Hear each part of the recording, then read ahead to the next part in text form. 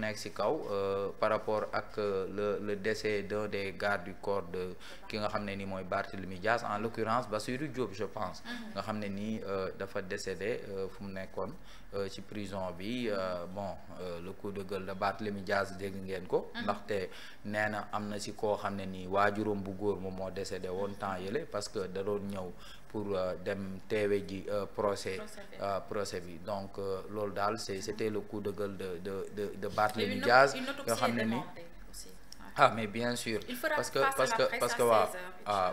que normalement nit bu dee en prison bon c'est normal que mu am autopsie ñu xam effectivement qu'est-ce qui s'est passé ndax le gars sax xam nga ni kuy dem ci convoi di assurer sécurité kooku en principe il était bon portant il était bien portant donc loolu c'est important l'autre chose c'est par rapport à la saisie de la douane nga xam ne ni jàpp nañ daanaka 1000 kilos de chanvre indien ak tamit ay médicaments yu bari waaw moo ngi woon ci suuf quoi donc encore un kii quoi un travail de la douane nga xam ne temps yi boo xoolee moo ngi bëri moo ngi seen saisie moo ngi multiplier wu des fois nga dégg drogue dure des fois nga dégg li nga xam ne nii moom mooy chanvre indien ak ay médicaments ndax faux médicaments yi quand même loolu c'est important parce que faux médicaments yi nekk ci dëkk bi nit ñi di ko naan des fois nga yaakaar ne médicament bi dalay faj sax fekk yow moom moo ngi lay lor en tout cas ce sont entre autres les sujets yi nga xam ne ni on les a traités à la une de Source A. Merci beaucoup Omar, c'est important jaajëfal la bu baax a baax Aïcha ma ñaan la nag tey mode fast track nga ma koy defal. Aïcha Moussa ñu ñëw ci yeneen journaux yi ñu dem ci beneen. Voilà, le soleil là moom ñëwaat na sur l'accès à l'eau des villages autour de Lac de Guiers. Comment l'État va corriger le paradoxe de nombreuses localités bordant le cours d'eau qui alimente Dakar n'ont pas accès à l'eau potable. La nouvelle réforme à venir entend gommer ces disparités. Voilà muy village yi nga xam ne rek ñoom ñoo gën a jege Lac de Guiers bi nga xam ne ñoom ñoo ñuy alimenté ñun ñu mën a am ndox bu nga xam ne ndox bu neex bu ñu naan ñoom ñi ko gën a jege nag amuñu ndox boobu ba tax na état du Sénégal fi mu toll nii mi ngi préparé daal di corriger bile mbir ñu des ba tey ci journal bi ak le forum de Doha où le président Bassirou Diomaye Faye partage sa vision d'une Afrique décomplexée. Voilà ba tey moom mi ngi Arabie Saoudite yaakaar naa sax fi mu toll nii ma nga Qatar foofee ca Doha foofu la daal di demoon ab forum bi nga xam ne comme d'habitude il est revenu ci li nga xam ne mooy place Afrique à travers le monde surtout di ñaax africains yi ñu décomplexé tout autour voilà des autres pays. Aca Moussa ñu dem ci beneen. Chute de Bachar al-Assad. Moussa dellul tuuti ginnaaw rek. 13 ans après. Voilà, le soleil. Chute de Bachar al-Assad, un printemps qui arrive 13 ans plus tard. Dommage pour les Syriens. Dommage pour les Syriens, enfin. Assad sonaloon na askanam aussi. Mais loolu c'était peut-être. Son père était là-bas depuis les années 1970. Après papa ji jugee moom mu ñëw gérer. Diomaye su taxawoo woon taxawaayu Kadhafi. Man ba extinction du soleil buñ ko sangale. waaw mais Assad ko dina métti ci ñun de ko. non du question la xamante nu muy méttee peut-être ngay dégg chaque fois rek c'est le président mais tout va bien. chômeurs yi dañ leen di fay. booy faju doo fay. booy faju doo fay. jël en charge lépp téye réew mi téye économie téye pétrole bi di ko gérer. non mais lan ngay doyewaat beneen président di sonal sa bopp. c'est que Assad en fait xam nga Assad.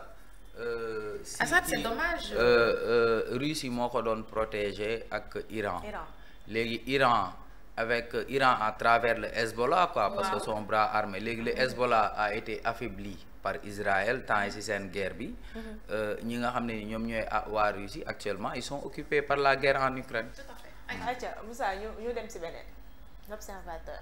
Voilà moom ci xëtam bu njëkk wala rek ñu commencé ci kaw ak mbirum Barthélémy Dias ñi nga xam ne des alliés d'hier aux adversaires d'aujourd'hui. Sonko Barth, l'histoire tumultueuse, le décès en prison de Bassirou Diop, garde du corps de Diaz qui enlaidait davantage la relation. Voilà xaritu démb bi ñoo mujjee nekk li nga xam ne mooy noonu tey journal bi aussi ñëwaat na ci mbirum Samuel Sarr tout comme ni ko source a defee trajectoire de la deuxième personnalité du pays le fabuleux destin d'El Malick Ndiaye comme ni ko source a defee woon lendemain bi nga xam ne moom la ñu ko tabb président assemblée tey l'observateur moom it def na li nga xam ne mooy le portrait d'El Hadj Malick Ndiaye deuxième personnalité de l'État di président assemblée nationale xam nga rek lii yëpp ñëwoon nañ ci comme ni ñu ko waroon tuddee Mor Ndiaye pour par la suite tuddee que El Hadj Malick voilà le groupe Télécentre El Malick et l'attaque mordante du chien Mam où est le bol de Thierry la relation fusionnelle avec celle qu'il a éduquée voilà mu ngi noonu. L'absence traumatisante à la Tabaski 2023 et les pleurs de sa famille à Daara ñëwaat nañ daal en quelque sorte effectivement en quelque sorte ci li nga xam ne mooy histoire El Malick Ndiaye voilà yaakaar naa kii moom la ak lii voilà de zéro à héros il est entré dans l'histoire effectivement voilà leneen li nga xam ne aussi journal bi ñëwaat na ci muy rencontre président Bassirou Diomaye Faye ak Karim Wade voilà ci photo bi nga xam ne samedi ñu ci bari partagé woon nañ ko sur les réseaux sociaux daje nañ foofee ca Doha ci forum bi nga xam ne président demoon na fa Aïcha Moussa ñu dem si beneen Vox Populi ñëwaat na aussi ci la diversification du partenariat le chef de l'État en remet une couche. Le Sénégal n'est pas la chasse gardée de personne au forum de Doha. Diomaye charme les investisseurs. Nous sommes ouverts à tous les autres pays. La Chine est aujourd'hui le premier partenaire du Sénégal. Sa rencontre avec Karim Wade, nous avons eu des échanges constructifs sur la situation politique, économique et sociale de notre pays. Voilà ñëwaat nañ en quelque sorte ci voyage bi nga xam ne mi ngi koy amal foofee ca Qatar ci forum bi ñu ko invité woon ci noonu la jaaree daal di dem gisaale ki nga xam ne mooy l'international Abdou Diallo waaye tamit ak ki nga xam ne mooy Karim Wade nee na waxtaan na ak moom ci mbirum dëkk bi li nga xam ne moo ñu mën a jëmale kanam sur tous les plans ndax wax na ci politique bi économique bi ak li nga xam ne mooy social bi. Bassirou Diop benn ci garde corps yi Barthélémy Diaz comme ni ko Omar waxee woon sànq rek moom fi nga xam ne mooy prison foofu la feebaree ñu daal di koy yóbbu ca hôpital bu Saint-Louis moom fa la daal di mujjee faatoo ñi ki samedi procureur ordonné na ñu daal di ubbi enquête daal di def li nga xam ne mooy autopsie pour mën a xam lan moo ko rey pendant ce temps Barthélémy Diaz moom li mu wax ne lii du dara lu dul conséquence acharnement yi nga xam ne régime bi am na ko ci kaw moom ak ci li nga xam ne mooy ay ñoñam Omar wax na ko sànq li nga xam ne ñooy suñu douane bi daal dinañuy jàppaat 1000 kilogrammes de chanvre indien voilà en tout cas tuuti daal lañ ñuy wan tuuti lañ ñuy wan non mais douane Sénégal dañoo xarañ voilà journal bi aussi ñëwaat na ci mbirum Syrie les rebelles renversent Assad qui fuit vers la Russie voilà Moussa ñu waa ATEL fàtte woon naa ko ATEL moo nekkoon alliance pour la transparence des élections législatives moom léegi soppaleku na nekk alliance pour la transparence l'équité et les libertés voilà loolu la mujjee nekk comme ça mu bañ a dee. nekkatul ay affaire élection rek. comme wees nañu élection yi ñëw na ci beneen phase. Aïcha Moussa ñu daal di jëm ci beneen. Les Échos moom ci xëtam bu njëkk ñëwaat na sur les recours des avocats de Lat Diop. La chambre d'accusation financière se bouge enfin. Elle statue sur les recours après-demain 11 décembre. Lat Diop demande l'annulation de la procédure et la mainlevée de ses comptes. moom mi ngi bëgg a yàgg prison ñu fàttali ne ci fan yee ñu génn rek daal dinañu doon saisir li nga xam ne mooy ay comptam lépp li nga xam ne moom la yoroon enfin avocats yi nag ñu ngi daal di waaj a dugal recours mercredi 11 décembre lay doon moom Lat Diop mi ngi laaj l'annulation de la procédure ainsi que la mainlevée sur ses comptes bancaires leneen li nga xam ne aussi journal xëyee na ko muy toujours affaire u Barthélémy Diaz, sombre perspective pour Barthélémy Diaz. La famille de feu Ndiaga Diouf veut l'application de la contrainte par corps.